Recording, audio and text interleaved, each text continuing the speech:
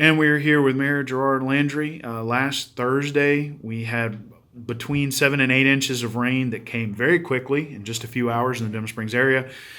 Many places backed up. Today, Mayor Gerard Landry is discussing with us trash and its effect on the drainage. Talk to us about that and give us a story.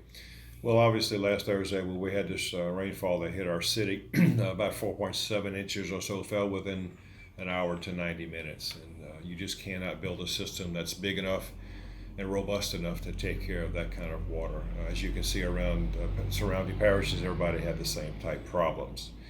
But that being said, we all have to work together in our drainage to make sure that it flows as efficiently as it possibly can.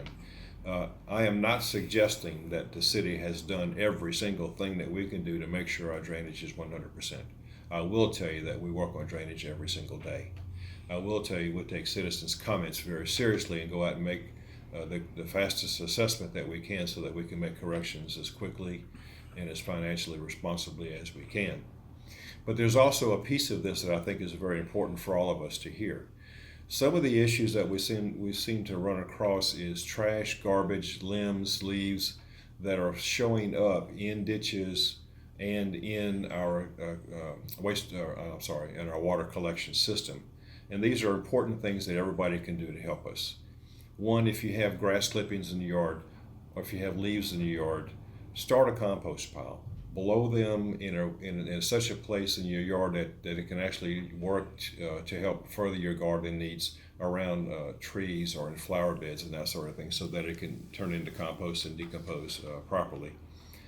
We've had situations around town where we've had folks that cut their grass, and everything that they blow out of their yard with these nice blowers that we have today, they blow down the street drain. Well, when you blow it down the street drain, it automatically clogs up that part of our drainage system in the city.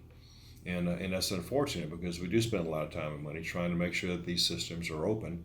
And by intentionally throwing stuff in there or blowing leaves and grass clippings in there, it just doesn't work out for us that well. And then we have situations where we have trash, toys.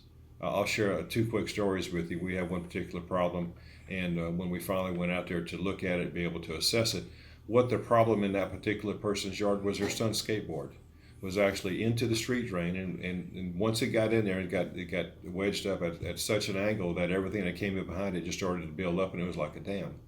That pipe actually had to be dug up before we could get the skateboard out. I can think of two other situations where we had homeowners that were complaining about drainage in their yards. We had already been there, cleaned out the ditches, and used a high pressure water system and cleaned out their culverts under their driveways. Two separate times, these homeowners called and complained about the lack of water flow, and guess what we found?